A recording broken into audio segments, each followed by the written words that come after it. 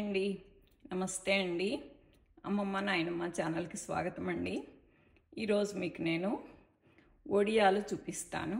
వడియాలు నేను 4 రోజులు 4 రకాల వడియాలు పెట్టానండి. కాకపోతే అన్నీ ఒకటే ప్రొసీజర్.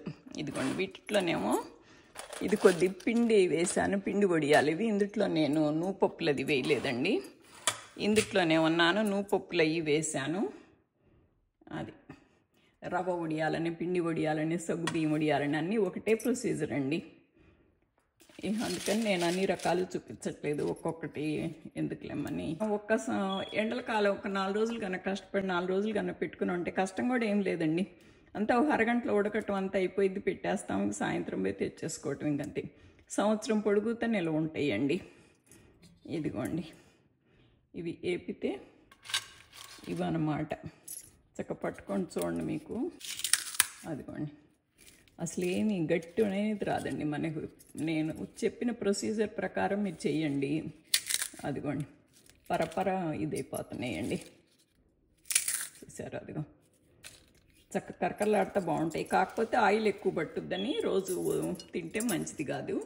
ఎప్పుడన్నా అకేషనల్గా ఏదన్నా పండగనో పబ్బమనో పార్టీలను, లేదు ఏదన్నా పప్పు వండుకున్నామనో ఆకుకూరలను అలా ఎప్పుడన్నా ఒకసారి చేసుకుంటే బాగానే ఉంటుందండి. ఇవి ఊరమిరపకాయలు అయితే రోజు వాడుకున్నా ఇబ్బంది ఉండదండి. ఇవి మట్టు కొద్దిగా ఆయిల్ ఫుడ్ కనుక రోజు పెద్ద మంచిది కాదు. ఎవరైనా కొత్త వాళ్ళు ఎవరన్నా వస్తే కనుక please like, share and subscribe అండి. ఏ ప్రొసీజర్లోకి వెళ్దామండి, చూద్దాం ఎలా చేస్తాను. ఇదిగోనండి, ఈరోజు వడియాలకి రవ్వ 1 గ్లాస్ తీసుకున్నానండి. ఇందుట్లో 4వ వంతు సగ్గుబియ్యం తీసుకున్నాను. అంటే ఈ కప్పుతోటి 4 కప్పులు అవుతాయి అన్నమాట ఈ రవ్వ. అందుకని ఇది 1 కప్పు తీసుకున్నానండి బుల్లిది. ఇది ఒకటి అంటే 1/4 నువ్వులు తీసుకున్నానండి. కొంచెం అల్లం పేస్టు, కొంచెం కారం, పచ్చిమిరపకాయ పేస్ట్ అనమాట. అంటే మీ టేస్ట్ని బట్టి మీరు తీసుకోండి, మిరపకాయల ఘాటుని బట్టి. అట్లా కారం కొంచెం ఎక్కువే పట్టుద్దండి వడియాలకి. డ్రై అయ్యి మనం ఏపీ అన్నీ చేసేటప్పటికి కారం చచ్చిపోయిద్ది. అందుకని కొద్ది కారం ఎక్కువ పట్టుద్దండి. ఉప్పు చాలా తక్కువ పట్టుద్ది. ఉప్పు డ్రై అయ్యి అన్నీ అయ్యేటప్పటికి, వేపేటప్పటికి ఉప్పు ఎక్కువ అవుద్ది అనమాట మనం వేసింది. అందుకని వేసినప్పుడు తక్కువ ఉండాలి, సప్పగా ఉంటే మీకు వండుకున్నాక మీకు బాగుంటుంది అప్పుడు. అది ఇప్పుడు ఈ గ్లాసు రవ్వని కొంచెం పెద్ద దాంట్లో పోసేసి 2 గ్లాసులు నీళ్లు పోస్తున్నానండి. అది పొయ్యి మీద వేసినప్పుడు ఉండగట్టకుండా ఉంటుందని నీళ్లు పోసానండి. సగ్గుబియ్యం నేను ప్రొద్దుటే లేసి నానబెట్టానండి. 1/2 గ్లాసు నీళ్లు పోసి నానబెట్టాను. కొంచెం 1 గంట ముందు నానితే బాగుంటుంది. మీ ఈ లావు సగ్గుబియ్యం అయితే రేత్రే నానబెట్టుకోవచ్చు. నైస్ అన్నయ్య కనుక నేను పొద్దుటే నానబెట్టాను. 1 గంట ముందు నానితే సరిపోతాయండి ఇవి. ఇది సగ్గుబియ్యం మట్టికి మాకు లాస్ట్లో వేసేస్తే మాకు పైన కనపడుద్ది అనమాట. ఏగినప్పుడు మనం వడియాలు వేపినప్పుడు అది అక్కడక్కడ సగ్గుబియ్యం కనపడతా ఉంటాయి. మాకు అట్లా ఇష్టమని మా మమ్మీ వేసేవాళ్ళు. కొంతమంది అచ్చంగా రవ్వ పెట్టుకుంటే గ్లాస్కి 8 గ్లాసుల్లో వేసరు సరిపోయిద్దండి. నేను సగ్గుబియ్యం కూడా పెట్టాను కనుక నేను 10 గ్లాసులు పోస్తాను. పైగా సగ్గుబియ్యానికి ఎమ్మటిగానే చిక్కబడతా ఉంటుందండి, టేస్ట్ కూడా బాగుంటుంది. ఈ పచ్చిమిరపకాయ పేస్ట్ కూడా ఈరోజు వేసేస్తున్నాను. నూనెపప్పు కూడాను ఇందుట్లో వేసేస్తున్నానండి. కొంచెం ఉప్పు కూడా వేస్తున్నానండి. ఉప్పు చాలా తక్కువ వేసుకోవాలండి, సప్పగా ఉండేలాగా వేసుకోవటం. నేను ఈ మాత్రం వేస్తున్నాను. మనం ఉప్పు చూసుకున్నా కూడా తక్కువ ఉండాలండి, సప్పగా ఉండాలి. అదే అప్పుడు వండినాక సరిపోద్ది. ఈ రవ్వ 2 గ్లాసుల నీళ్ళల్లో కలిపామండి. 1/2 గ్లాసులో సగ్గుబియ్యం కలిపాము. ఇంకొక 1/2 గ్లాసు గిన్నెలు కడిగిపోయటానికి పెట్టుకొని మిగతా 7 గ్లాసులు నేను పాన్లో పెట్టి బాయిల్ చేస్తున్నానండి వాటరు. ఇప్పుడు మనం కలిపి పెట్టుకున్నవన్నీ వేసేద్దాము. ఇప్పుడు వేసేసుకుందామండి. ఇప్పుడు ఇది ఉండగట్టకుండా కొద్దిగా కలబెట్టుకోవాలండి. ఒకసారి చూసుకోవాలండి. ఇది మనం ఇట్లా వదిలిపెట్టేసి వెళ్ళిపోయామంటే పొంగిపోద్ది, తిప్పుతుండాలన్నమాట. కొంచెం అట్లా ఇప్పుడు ఇది ఉల్లొళ్ళోడు అనేటప్పుడు మనం ఆపకూడదండి. కొంచెం ఒక పొంగు అలా వస్తేనే బాగుంటుంది అన్నమాట. లేకపోతే మధ్యలో ఇరిగినట్టు వస్తాయి వడియాలు. ఉడకాలి బాగా. ఇప్పుడు ఇది అసలు ఆల్మోస్ట్ ఉడికిపోయిందండి. సగ్గుబియ్యం కూడా వేసేద్దాము. అమ్మ అసలు ఆపి నాకేసేది సగ్గుబియ్యం. స్టవ్ ఆపేసిన తర్వాత పైన వేసేవాళ్ళు. వేసేసానండి సగ్గుబియ్యం కూడాను. అమ్మ అయితే స్టవ్ ఆపేసిన తర్వాత సగ్గుబియ్యం వేసి ఒకసారి అలా కలబెట్టేసి మూత పెట్టేసేవాళ్ళు అరగంట. ఇది ఉమ్మగిల్లేటప్పటికి బయట అప్పుడు వెనక మంచాలు వేసి పెట్టేవాళ్ళు కదండి, వడియాలు చీరలు కట్టి అవి ఎగిరిపోకుండా తాళ్ళు కట్టి ఆ జీతగాళ్ళు అవన్నీ రెడీ చేసి అవి అయినాకప్పుడు మేము పిల్లలం వెళ్ళి పెట్టేవాళ్ళం అనమాట. అమ్మ వాళ్ళు ఇట్లా బాయిల్ చేసిస్తే మేము ఈ చిన్న గిన్నెల్లోకి మాకు నలుగురికి 4 గిన్నెలు ఇచ్చేదమ్మ. ఈ గిన్నెలు పెట్టేసుకొని మేము పెట్టేవాళ్ళం, పిల్లలు పెట్టేవాళ్ళం. ఇది పొంగు వచ్చినప్పుడు ఆపటమేనండి. ఇదిగోనండి పొంగు వస్తుంది, ఆపేస్తానండి. వచ్చేస్తుంది పొంగు పైకి, మళ్ళీ కింద పోయిందా కిందకి ఆపేస్తాను. ఇప్పుడు మూత పెట్టేస్తే ఈ సగ్గుబియ్యం కూడా ఉడికిపోతాయి అండి, ఉమ్మగిలిపోతాయి. అదిగో మెత్తగా ఉడికిపోతే కనుక మనకి కనపడమండి ఏగినప్పుడు. ఇప్పుడు మూత పెట్టేసి ఉంచితే ఒక అరగంట అంతలోకి మనం బయట గుడ్డది పరుచుకొని సెట్ చేసుకున్నానండి.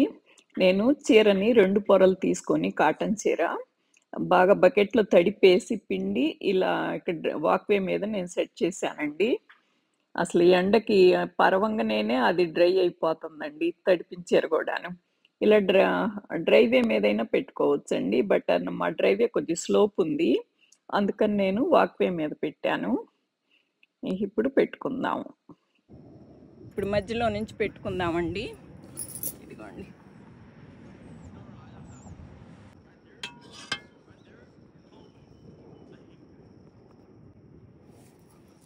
నేను ఒక కాటన్ చీరని 2 పొరలు తీసుకొని తడిపి పిండేసి పెట్టానండి.